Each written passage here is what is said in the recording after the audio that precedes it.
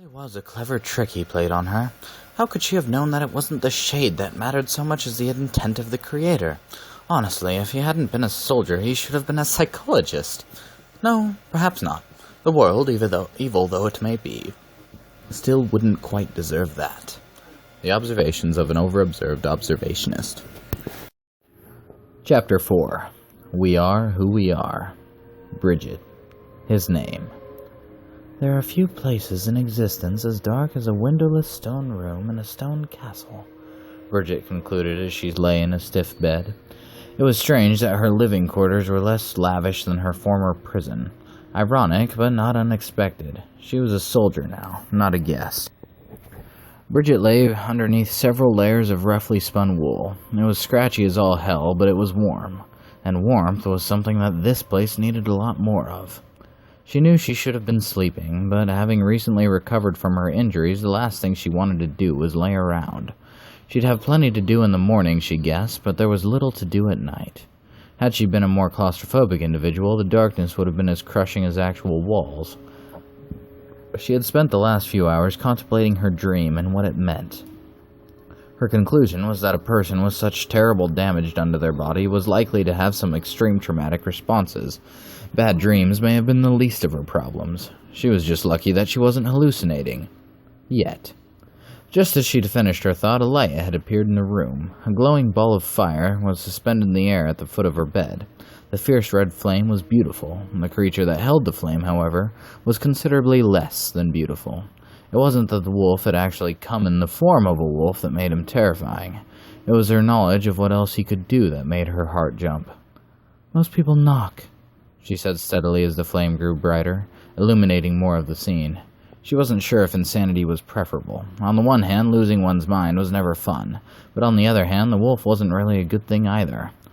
"Yes, most people," he agreed quietly, nodding his head. He sat in a very simple wooden chair. His posture was perfect, and his demeanor was calming, aside from the blood that stained his hands and arms. It had taken on a rather dry and crusted look, aside from on the hand that was holding the fire. There, it was still moist. "I'm not most people," he smiled as his canines enlarged and then shrunk back down. "Besides, most people don't answer the door when I knock." "Oh, and I bet that really hurts your feelings," Bridget remarked sarcastically, sitting up with her back against the headboard. "More than you'd think, actually," Alpha responded solemnly. "I'm really rather well-mannered." "When you're not slaughtering the masses," Bridget responded pointedly. "Ah, indeed," he responded with a deep laugh. "Indeed, that does tend to be frowned upon." There was silence in the air as they both sought more words. Finally, Bridget broke it. "Well, I charge by the hour for these sessions." "Then I best get to the point," he said, rubbing his hands together. The ball of flame maintained perfectly until he put his hand back underneath it. "Well, there's really not that much of a hurry," she interrupted. "I can't charge something that isn't really there." Alpha laughed for a moment before answering. A hallucination, am I? Oh, that would be convenient for you, wouldn't it?" "Well, you couldn't very well be here." Her response had more uncertainty than she would have liked. "Well, I am," he said with utter finality. "And I'm just here to check up on my inside man," he said suggestively before juggling his ball of fire around for a moment. "Look, I don't know where you're from, but beating the absolute shit out of and permanently scarring the men isn't the best way to up enlistment figures," she remarked sarcastically. Alpha didn't flinch. "You're doing well, then?" Alpha responded curtly. "I don't know what the fuck you're talking about," she started as Alpha stood and neatly placed his chair against the wall, all the while keeping his flame in place. He proceeded to the door, ignoring whatever it was that she was saying. At the end, he turned before exiting the room. "What is my name?" he asked calmly. "The Wolf," she thought quietly to herself.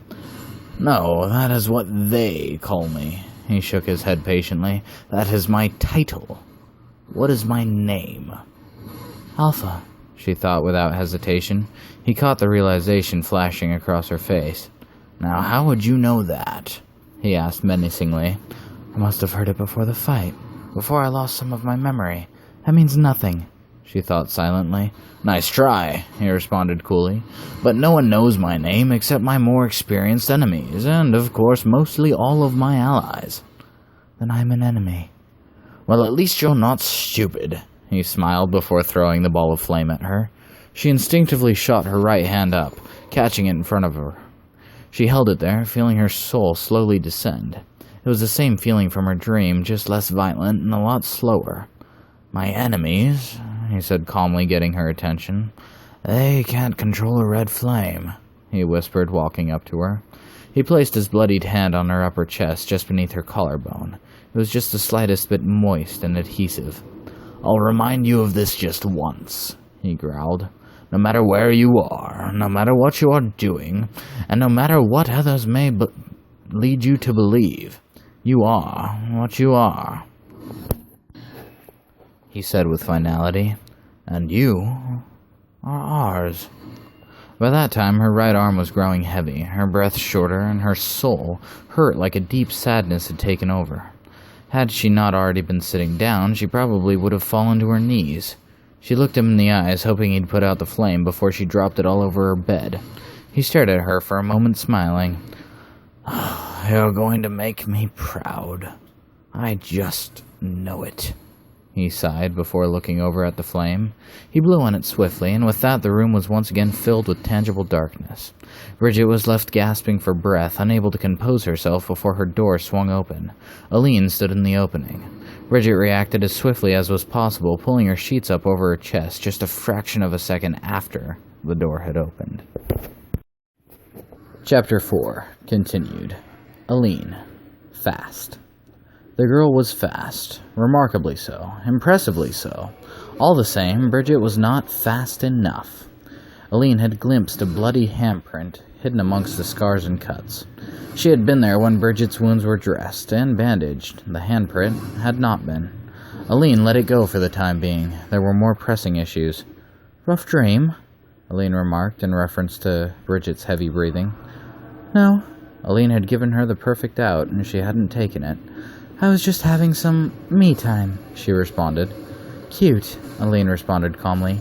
Get dressed, and meet me and the others in the confession room, she said as she scanned the room slowly.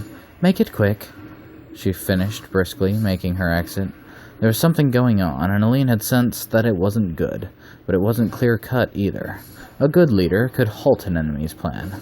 A great leader could turn the enemy's plan in her favor, and Aline was a great leader. Silly, naive girl. For all her age, she is still so very, very young. Some of the foolishness that comes from her mouth really reminds me why I prefer solitude. Blood is the best ink. And claws? Well, she might have been right about that part. The observations of an over-observed observationist. Chapter 4. Continued. Caden. I think she's mine now, too. I think this is mine now. That was what the wolf had told me just before he took the baby. For some reason, even through the dizzying pain and agony that I had been in, I had nonetheless remembered his statement. Unfortunately, it was all too similar to what I was staring at now. We had all either been on our way to bed or already in bed when Baterish decided to check up on everyone's favorite priest in training. Instead of the young man, he was greeted with a bloody message on the back wall that he hadn't understood. Thus, he had called all of us here. From what I could tell, he really should have been more upset about the passing of his protege, but no one could blame him for his indifference. In the room stood Lord Varen, Rain, Bridget, Aline, Fears, myself, and most obviously, Baterish.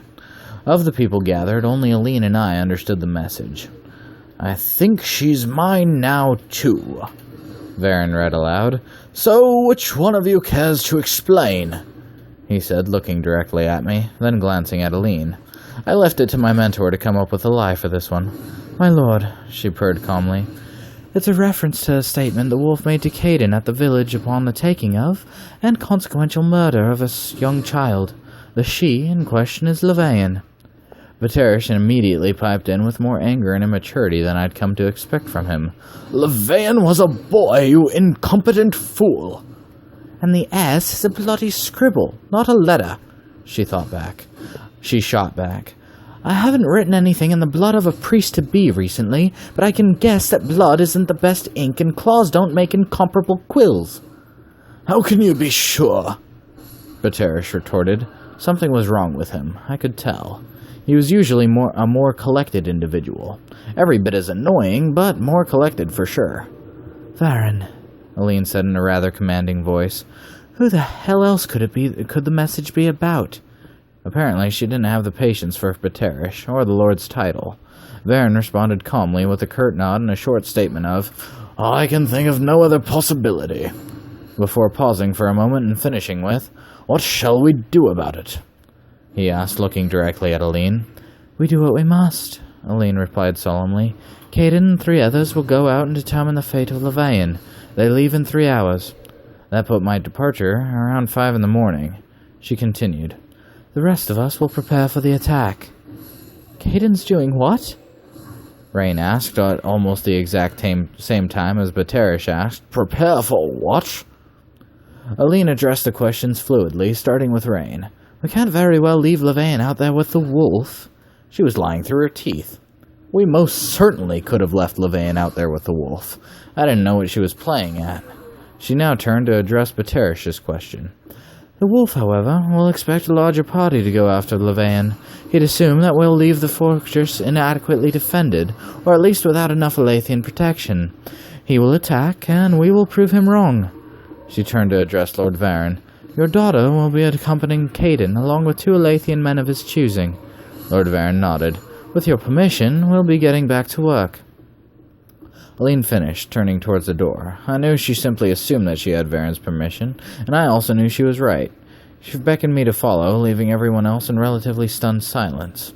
I looked over at Rain. She looked angry and scared. I understood that she didn't want to risk her life for some boy that everyone hated anyway. She looked me in the eyes, and I gave her the most reassuring nod that I could, manage before looking back up at the writing on the wall. I guess she's mine now, too. Last time I'd seen words to that effect, someone had wound up inside out. I didn't want to imagine what that meant for Irina. Aline had already made it to the door. It was time for me to follow. I went from the room as quickly as I could without looking rushed. Aline had thoroughly confused me, and I was very anxious for some answers. We hit the hallway, striding almost side by side. I was still just a step or 2 behind her. I followed her through the halls and to the staircase, both of us in complete silence aside from the sounds of our boots echoing through the castle. She'd tell me what she needed to once we reached whatever destination she had planned. So little revealed and yet so much left unknown. Planets, galaxies, and universe all caught up in the raging storm. Yet here Aline was, fighting for the soul of a single girl, and a mere smattering of stone and mortar called a castle. What really matters in a war spanning millennia and distances incomparable to minds even such as my own? Apparently, the soul of a girl named Bridget. And matter it would. The Observations of an Over-Observed Observationist. Chapter 4. Continued. Bridget. Significance. Bridget burst into her room with more urgency than she'd meant to, but with less urgency than she'd felt. She lit the small lantern she had been provided with the matches she'd assumed were next to the lantern on her bedside table. She glanced about the room, making certain that she was well and truly alone. Only the flattened rock that served as the bed's table, the small wooden bed itself, and the cracked, worn glass that served as her mirror, and her anxiousness were present. The structure of the room was simple. After all, squares could only be so complex. Upon entering, the bed was in the opposite corner straight ahead. The rock table was beside it. The mirror was in the right corner diagonally from the door, and as such, there weren't many places someone else could have been hiding. Nonetheless, she nervously undid her shirt, throwing it off as she reached her mirror. Her scars were apparent, vivid, and eye-catching, but nothing was more apparent than the harsh red handprint right between her breasts. Dry though it may have been, its appearance was still glistening, moist, like bright red arterial blood. It burned her skin as its color flickered in the light like fire. She lifted the fingers of her right hand and tentatively dared to touch the liquid flames. As she did, her world exploded into fire and agony. Every one of her scars glowed various shades of red and white, burning with the heat of the stars. Her skin grew darker as her hair shined a brilliant red. Even her eyes were alight with the veinous red, shining through and taking over her emerald-green irises. The same sinking feeling from before drowned her soul as steam began to rise from her body as though her blood was boiling. Her arms shot out to her sides of their own accord. She screamed before falling to the ground in a steaming heap. Her breaths were short, and her body shook uncontrollably. "I have a story for you," the voice of Aline said from behind her. Bridget started at the sound, but couldn't bring herself to rise from the floor. She listened to Aline's footsteps growing closer from behind until she heard the sound of her bed creaking as weight settled onto it. "I knew a man once who got the impression that he was important, significant in the grand story of life," she sighed as she lay down on the bed. "He was wrong, of course. He was wrong, and he is dead." She paused for a few seconds, leaving nothing but the sounds of Bridget's shallow breaths to fill the room. "The point of me telling you this is for you to know that not everyone is important. Caden and I, we are important in the grand scale of things. Even the wolf. People like us have parts to play. Nations will fall, rulers will die, galactic powers will crumble directly because of people like us," she said softly as she threw her legs over the side of the bed, sitting on the edge. "Some people would consider this a privilege, and God be damned they'd be right. But Bridget, it is hard, hard work. It's damn near exhausting," she exclaimed before taking a few calming breaths as she stood. "There are few people who matter, and even fewer sides of this conflict that matter," she whispered, crouching down beside Bridget and placing a hand on her exposed back. Her touch was cold and calming. It froze the boiling rivers of blood and quelled the fire on her skin. "Fortunately or unfortunately, you matter. And by the end of this, you're going to have to pick a side. These walls may fall, and everyone in this fortress may die. But at the end of the day, your allegiance is probably the only truly significant thing in this damned battle," she breathed, shaking her head slowly. "I can't help but wonder," she trailed off as she stood and walked away. Bridget was left shuddering as her breathing grew steadier. Her lips had turned blue and her frost had lightly covered her body. She watched as her breath turned to white clouds in front of her eyes. Her thoughts were fogged by fatigue, and all she could hear was Alpha whispering in her ear, "No matter where you are, no matter what you do, and no matter what others may lead you to believe, you are what you are, and you are ours." She feared that her allegiance had already been chosen for her. She stared at the flickering red flame of the lantern beside her, and realized that there had been no matches. She'd lit it herself. So what does a man teetering on the edge need? To be away from the edge, of course. But when that's not an option, stability. He needs stability. A brother, a lover, and a mission. Unfortunately, at least one of those things would fail him. But far be it from me to tell you which one. Well, maybe I should, but no! I am not telling you, no matter how much you beg and plead. Get off your knees, this is just embarrassing for both of us. Actually, no. Stay there. I kind of like it when the plebes bow before me. I am a lord, after all. The Observations of an Over-Observed Observationist. Chapter 4. Continued. Caden, the love of an Alathian man. We all stood in a muddy, abandoned courtyard that was just outside of the walls. It was one of the most battle-torn cliches I'd ever seen. No one other than my men really ever ventured outside of the walls. As such, nothing had really been touched since the first attack. Now, I use the term "my men" loosely. Technically, they were Aline's men, and women, but as their commander, I had more direct contact with them than she did. I was kind of like her hand. The commands were hers, but they were performed by me. The air smelled of the rain that fell heavily upon us. I'd have to shout to be heard over the pattering, not to mention the wind and occasional thunder. There we stood, in a muddy space that used to be a garden. I was a few meters in front of my men, facing them in their staggered rows, a few more than 10 in the front and 10 behind. They could all see me the way they were set, all of them at parade rest. They wore the same colors I did, the blue cloaks and gray steel matched by the dark gray weather. There was an overturned cart behind them with a still rotting corpse within it. Arrows, abandoned tools, and weapons littered the ground, along with an occasional body. We had made attempts to clean out the bodies, but the wolf servants came often enough to render our efforts futile. We'd since stopped trying. "I'm gonna keep this short," I shouted evenly, standing in front of the men that made up the Alathian forces here at the castle. "There is a battle coming, and most of you are gonna be in it," I started, staring directly at Rain for a moment. She was dressed in the non-decorative armor that was worn by the Alathian forces when not wandering about the fortress. Even though they had ceremonial armor, hardly any of them ever wore it. I suppose that I had accidentally taught them that armor was for battle, not for show. Rain's armor looked surprisingly gray when contrasted with her black hair and warm golden eyes. Alathian colors suited her well, but she was no more Alathian than a common guard. I always grew fond of the unremarkable ones. "This is very simple. Aline will be commanding the forces that defend the castle here. As such, you will be under her direct command this time around. Arkanth will be taking my place in the chain of command, and the rest of you will move up in your ranks respectively." Arkanth was an older, graying man. I'd used him in this function many times before, and he'd always fulfilled it well. He nodded his acknowledgement and took a few paces forward as he was supposed to. "I will be taking a small party into the woods to search for our good friend Levain." I saw Rain cringe at the mention of this. If she knew why we were really heading out, she'd hate me, and I wouldn't blame her for it. I planned on telling her the truth anyway. "Rain will be coming with me," I said, giving her a curt nod.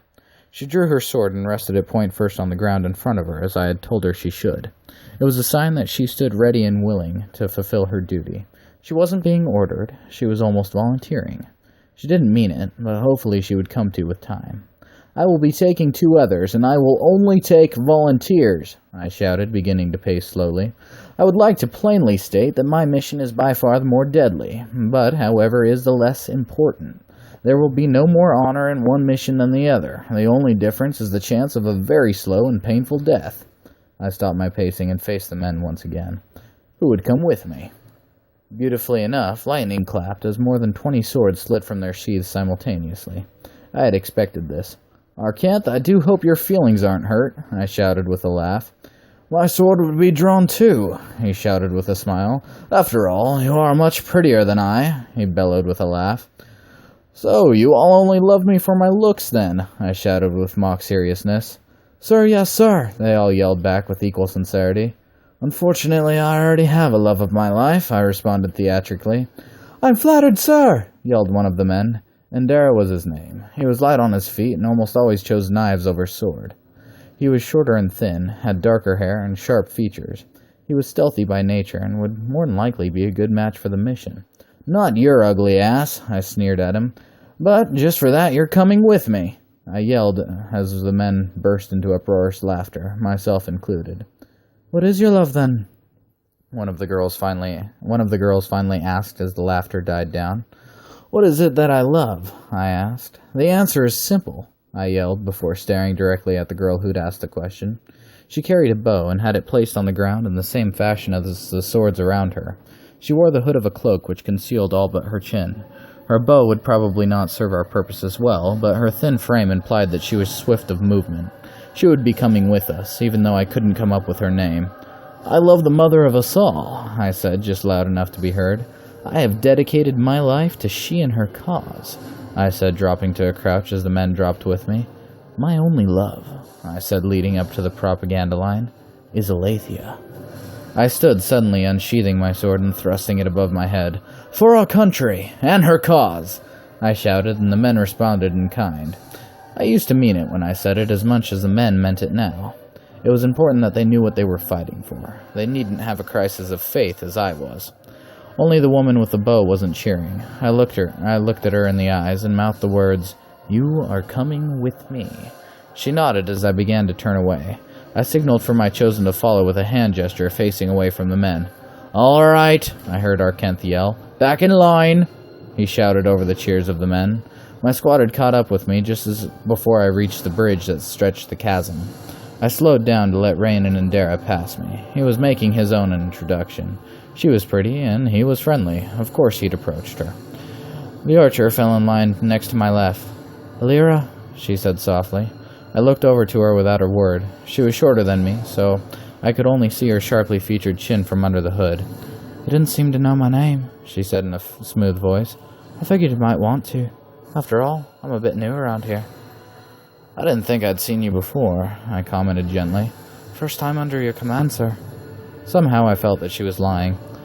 Perhaps you could take off the hood so I could put a face to the name, I suggested. She reached up with her free right hand and pulled the hood back from the top.